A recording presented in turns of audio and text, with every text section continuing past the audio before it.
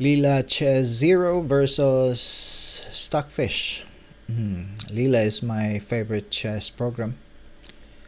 Um, these two powerful chess engine have been competing against each other since 2017. Leela uses the alpha beta program, also known as the transformer. Ngilingig kaayo ngalan, no? Transformer. And Stockfish uses the different program. In 2019, they were up against each other um, in a tournament called World Chess Bot Tournament, and Leela reigned supreme. Leela was proclaimed or was declared the winner in that tournament. Since then, Stockfish engineers developed a new program called NNUE.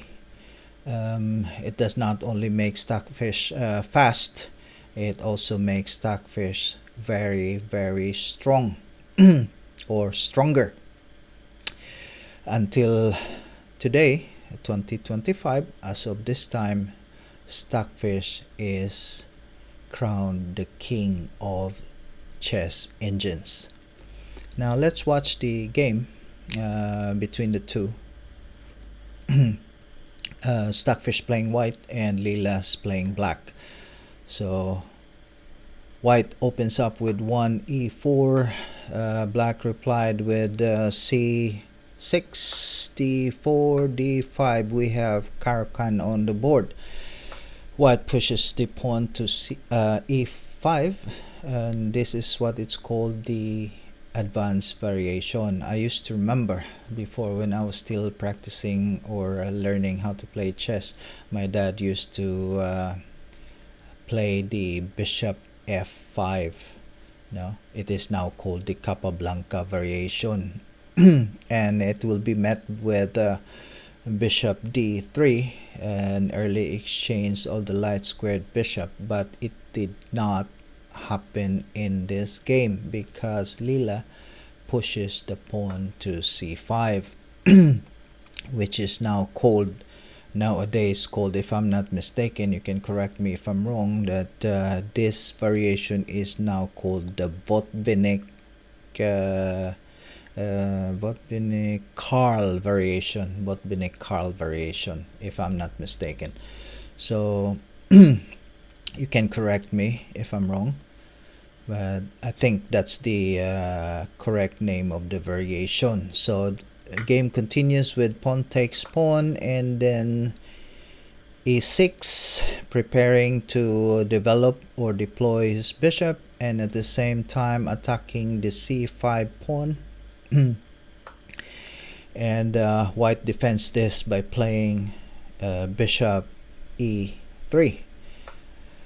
Black adds another attacker by developing the knight to d7, and white protects this by playing bishop b5, pinning the knight.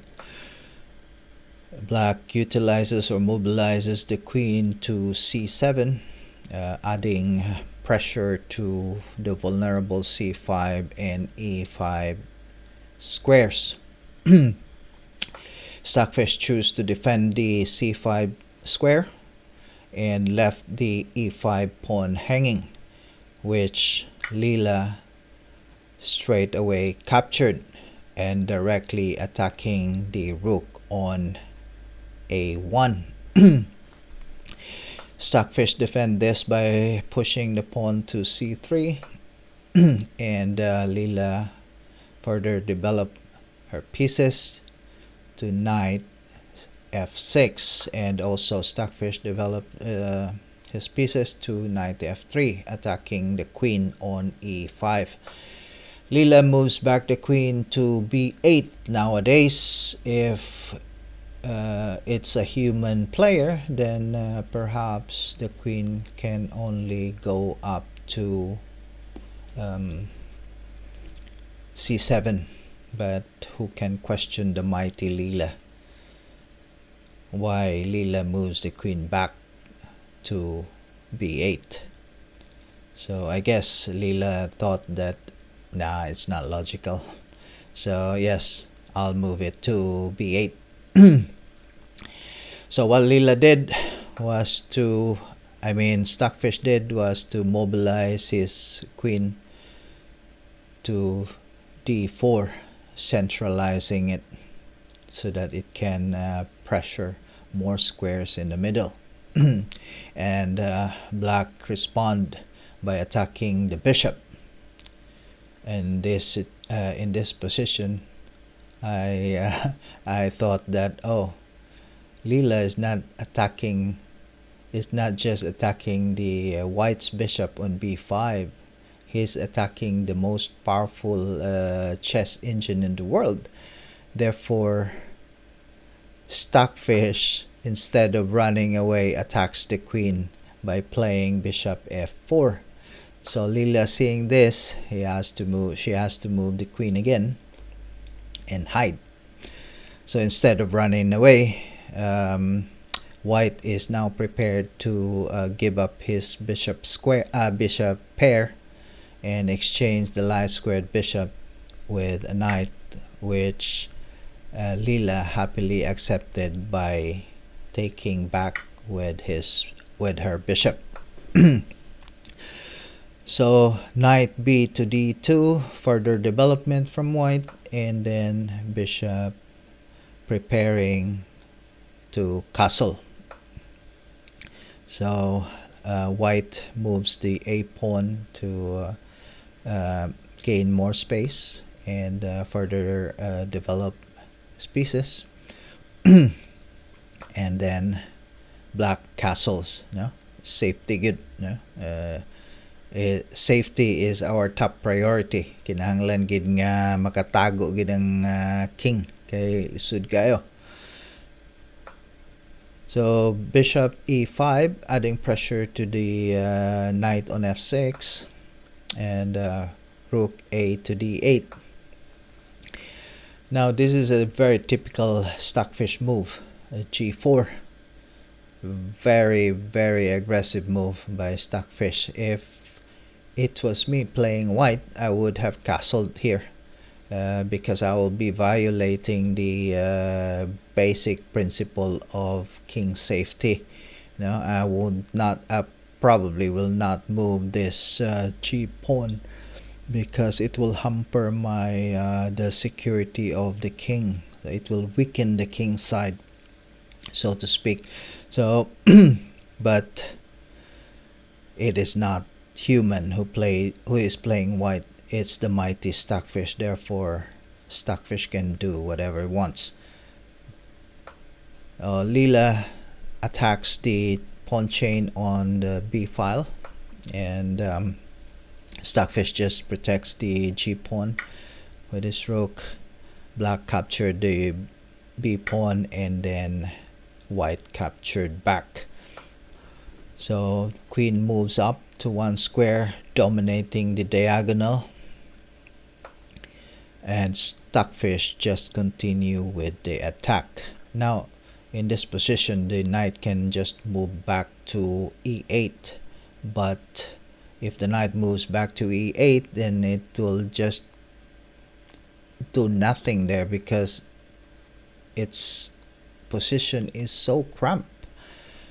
All the pieces, most of the black pieces are restricted. It cannot move. Therefore, the most logical squares that the knight can hop to, or that the knight can move into, is the h5 and e4 squares. But if the knight moves to e4 and white decided to exchange knights, then it will lead to a material loss. Therefore, black cannot afford to lose any more materials. So he decided to jump the knight to h5, which Stockfish straight away attacks the knight by moving the king to g4. And leelah happily protects the knight with g6. And Stockfish mobilizes the knight putting pressure on the f5, e6, c6, and b5 squares. And leelah moved back the knight to g7, hoping to hop to f5. Now, if the knight can hop to f5 and it will not be challenged, the knight on f5 will be the most powerful knight in black's arsenal. So Stockfish moved back his queen, offering an exchange of queens, but leelah posted his knight on f5. And like I said, if the knight on f5 is not challenged, therefore the knight here is the most powerful knight in black's arsenal because it has a beautiful outpost, and Stockfish cannot allow that to happen. Therefore Stockfish captured the knight and leelah captured back with his pawn. Now Stockfish just protects the G pawn because this G pawn is so strong it creates trouble for black's position. Really, the bishop cannot move because it's all been restricted by white's pawn. So what black did was to move back the queen to a8 because the diagonal is no longer useful to him and it's has been challenged by the white queen, and in this position black cannot afford to exchange queens because if you look at the position now, there are 3 pawns in the, on the queen side for white, and there's only 1 pawn for black. Therefore in the end game, this will be a winning position for white. So black cannot afford to exchange queen at this early stage of the middle game. So white further pushes his a pawn to gain more space and utilizes his space advantage, adding pressure to the b pawn. Now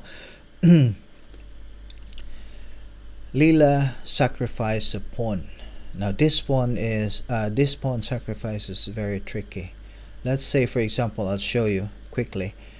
If the bishop takes this pawn, the follow-up will be bishop b5 attacking the queen, and at the same time the bishop here. And if the queen decides to go to e5, threatening mate in 1, the rook can now take the bishop, and if the queen takes the rook, then rook d8 threatens the queen or attacks the queen, and then the queen can move anywhere, and then this bishop can maneuver here and then relocate to g7. If the bishop reaches to g7, this will be a disaster for Stockfish. Therefore Stockfish cannot allow that to happen, and the black position is now free, so it's no longer cramped. So therefore Stockfish cannot allow that to happen. So let's go back to the position. Where is that? This one, pawn move. Therefore the mighty Stockfish did not fall for the pawn sacrifice and instead moved his knight to b3, attacking the pawn on d4. So black mobilizes the bishop to a active square and then the knight captured the pawn and the bishop posted on e4. So in this position now, this bishop is a monster. Look at the squares that it's covering. It's amazing. So the queen mobilizes and centralizes on c4 square, and leelah moves another pawn and give up another pawn. So in this position, I was thinking, what the hell is leelah doing? Earlier, it's 3 against 1, and now leelah wants 3 against nothing. But Stockfish didn't capture the pawn. No? Instead, Stockfish pushes the pawn because he wanted to have a pass pawn. leelah moves up the rook, and then another pawn created by white pass pawn, and it will soon be connected if the b pawn will be allowed to move to b5. But leelah hits the queen, so the queen has to move back, and in this position, black requires a safety room for his king because the diagonal is controlled by the dark squared bishop, so he has to have a safety room in case for any surprise check or attack by white. Then the king can move here, otherwise the king is toast or toasted.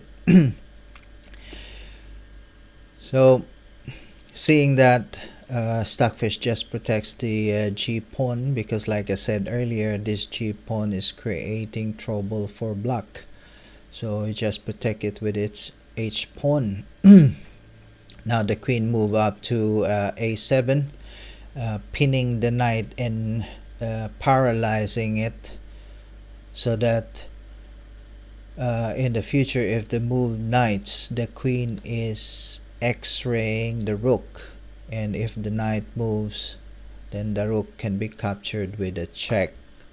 But Stockfish move it away. Rook move, king moves to f1. Seeing this, leelah locks the king's side. When he sees the king on f1, leelah decided to move the pawn on h5, because this move h5 is the 34th move of the game. On the 34th move of the game, leelah saw a miracle that's about to happen in the future. So let's find out what type of miracle is that. So rook to e3, bishop back to its original square, rook move again, king going to the safety room, and then rook move defending or adding additional support for the knight, or soon it will be open. It will be an open file, so yes, it's good to post the rook there. So having known before that, in this position, if ever black decided to put the bishop there, hoping that it will ease the position, or it will release, or it will free the cramped position, black is making a big mistake, because the bishop on g7 can be captured with the bishop. If the king takes it, the knights can hop on to the e6 square, which is a double check for the knight and the queen, and the next move will be a checkmate. But leelah, being one of the best or the most powerful engine in the world, did not fall for that, so instead moves back the rook, and then the knight captures the pawn, attacking the queen moves up, attacking the knight, and the queen moves up as well, protecting the knight, and at the same time attacking the f7 pawn. Bishop moves to g7, bishop takes bishop, and rook takes c6. In this position, actually Stockfish labeled this move as a double red question mark. Therefore, it's a blunder. It's a tomato. So, in this position, if leelah blunders, then Stockfish is winning. Thus, Stockfish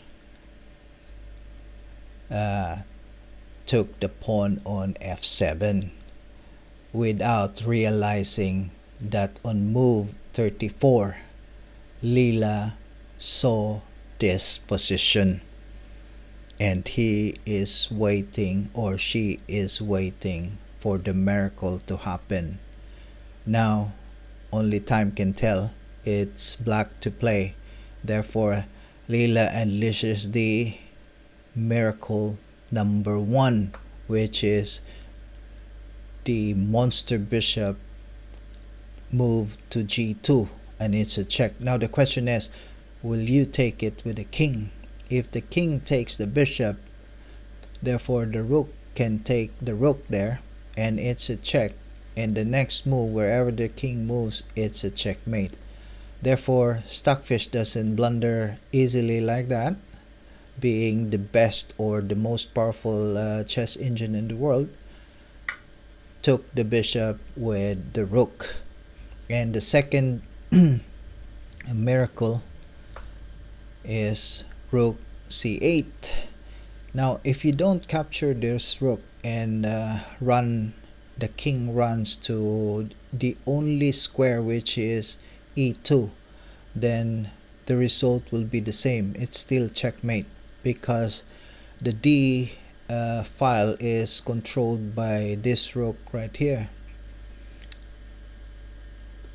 So Stockfish captured the rook, and the third miracle is rook d8 check, and Stockfish has to capture it. And the final miracle is queen f2, which is also a check, and Stockfish has to capture the queen. And once Stockfish captured the queen, it's a stalemate, because the pawns, when leelah moves this on move 34, he saw, or she saw this position, that it will be a stalemate. The king cannot move, and the pawns cannot move. Therefore, both chess engine agree to a draw. And din nilang tataman, hinaot nga ni atong mga tumutuon, and hinaot usab nga nalingaw kita ni ining nindot, no, nga chess game between two most powerful chess engine in the world. So nila tataman hantod susunod.